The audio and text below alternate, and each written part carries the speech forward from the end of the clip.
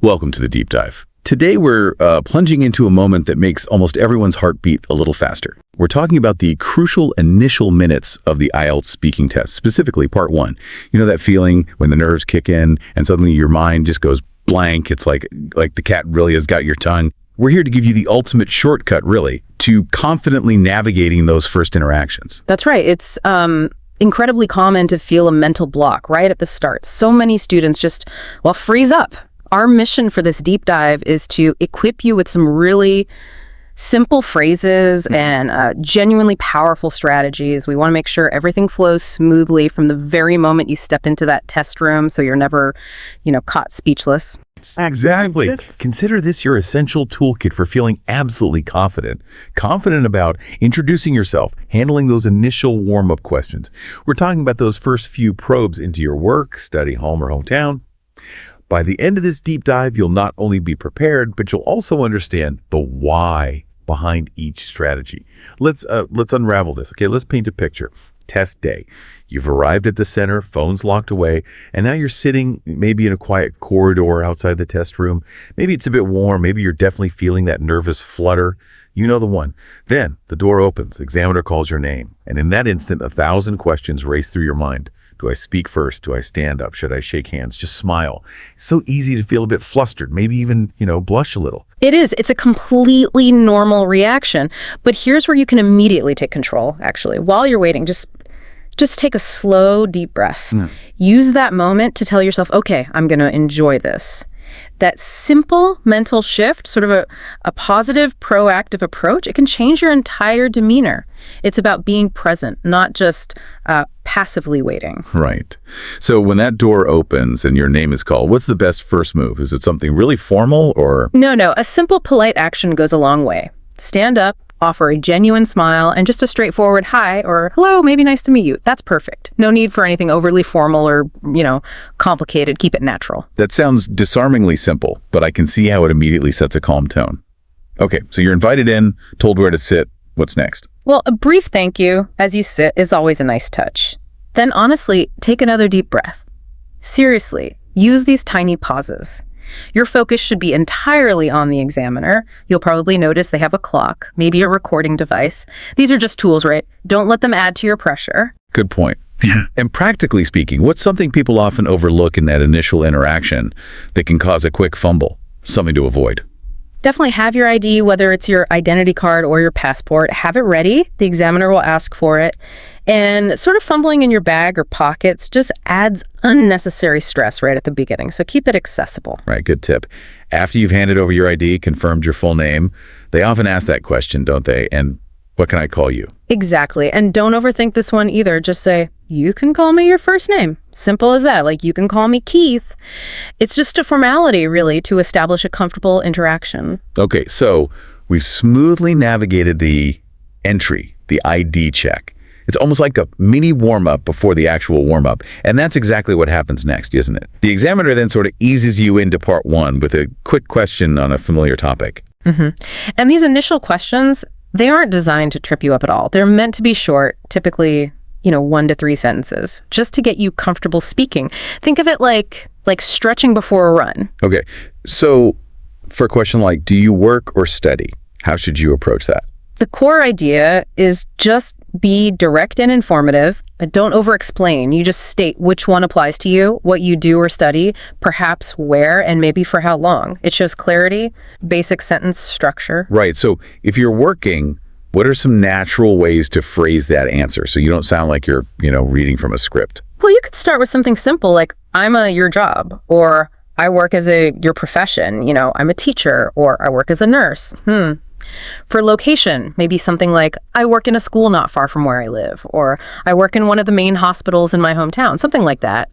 And for duration, I've been doing this for 2 years, or maybe add or so for 2 years or so, or for a number of years, just makes it sound a bit more natural. That's helpful. Yeah. So pulling that together for work, you might end up with something like, I'm a nurse. I work in one of the main hospitals in my hometown. I've been doing this job for 5 years or so. Concise, but gives a clear picture. Precisely, yeah. Now, if you're a student, the approach is pretty similar. You could say, I'm a student at university name and I study subject, or I'm currently studying subject at university.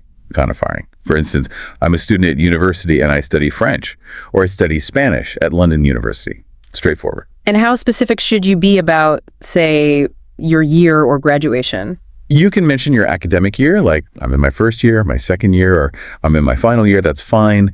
And for graduation, phrases like, I will graduate in summer this year, or in 2 years' time, those are clear. If it's maybe less certain, I hope to graduate next year, adds that touch of naturalness, you know. Okay, so for a student, a complete answer might sound like, I'm a student actually. I study French at Oxford University. I'm in my first year there, so yes, it's quite exciting. Gives enough detail, sounds natural, doesn't drone on. Perfect. Exactly. Okay, shifting gears a bit. Once you've confidently handled work or study, the examiner might ask about where you live. Do you live in a house or a flat? That's a really common one. Yeah, very common. And here, the structure is similar. State if it's a house or a flat, where it is, roughly. Maybe add a brief descriptive word about its size or feel, and then who you live with. It lets you show a bit of vocabulary in a pretty low-pressure way. And for describing the location, what are some easy options? You could say, I live in a house in the center of town, or I live in a flat on the outskirts of town. Or maybe I live in a house in the countryside. These are all, very common and instantly understandable. Right. And you mentioned adding a descriptive adjective. What kind of words work well? And what if, maybe your place isn't exactly Buckingham Palace? Yeah. Well, for a positive spin, you could say, it's quite a big place, or it's quite a cozy place. Small but comfortable. Spacious or comfortable. Those work. If it's not ideal, it's okay to be honest. Just say, to be honest, it's rather small or a bit cramped. Maybe even dingy if it's dark. The main thing is just showing you can describe it naturally. Makes sense. And for who you live with? Just simply state it. I live there with my husband or my wife, my parents, or if you live solo, I live there on my own. Again, clarity, natural flow, that's the aim. So putting it all together for home, you might say something like, I live in a house in the countryside, actually. It's quite a big place, and I live there with my wife and daughter. Covers the essentials. Perfect example. Yeah. Okay, finally, let's touch on your hometown. A classic question is just, do you like your hometown? Right, and this is a nice chance to show a bit of personality. Basically, say yes or no, and then crucially explain why. Simple openings like, yes, I love it, or yes, very much so, or even just, for sure, it's great. Those work well. And how can you elaborate on the why without just giving a single word? Like not just saying, it's nice. Good point. You could say something like, it's full of history, or full of amazing architecture, maybe full of wonderful shops. Or describe the city itself. I would say it's an exciting city, a vibrant city, or a really interesting city. And if you want to talk about activities, it's a great place to shop, or to eat out, or to visit. Just give a reason, however brief. Got it. So if you're asked, do you like your hometown? A strong answer could be, yeah, very much so. I like the architecture. It's full of interesting sights for tourists, so it's a great place to visit, especially in the spring, as it's not too hot. Gives a reason, adds a little detail, sounds genuine. Exactly. Now, what's fascinating here, and the vital tip for part one, is yes, keep your answers concise, 1 to 3 sentences, usually for these intros. But it's not just about hitting a sentence count, right? This is where I think it gets really interesting. The most important thing you're saying is not to just memorize one fixed answer. Like, practice giving different answers each time. Yes, that's the absolute key. When you're practicing, try different answers. Mix and match those phrases we talked about. Try different combinations, because that builds genuine flexibility. And, with flexibility comes confidence. The examiner isn't just checking if you know an answer for, do you work? They want to see if you can use the language flexibly. What if they ask, tell me about your job?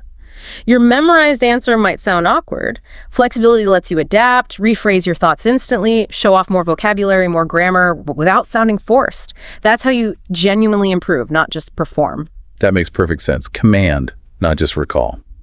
Okay, so beyond that flexibility piece, what are a few other general tips, quick wins for part one and maybe beyond? Okay, first, yes, develop your answers a little, but still keep them short for part one. Second, and this sounds simple, but smile. It genuinely affects your intonation, helps you relax. Third, speak clearly.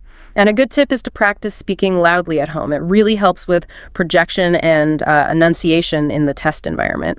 Right. And you have that nuanced tip about pacing, which I found really insightful. Tell us about practicing slowly. Yes. Okay, so during the test, you'll aim for a natural pace.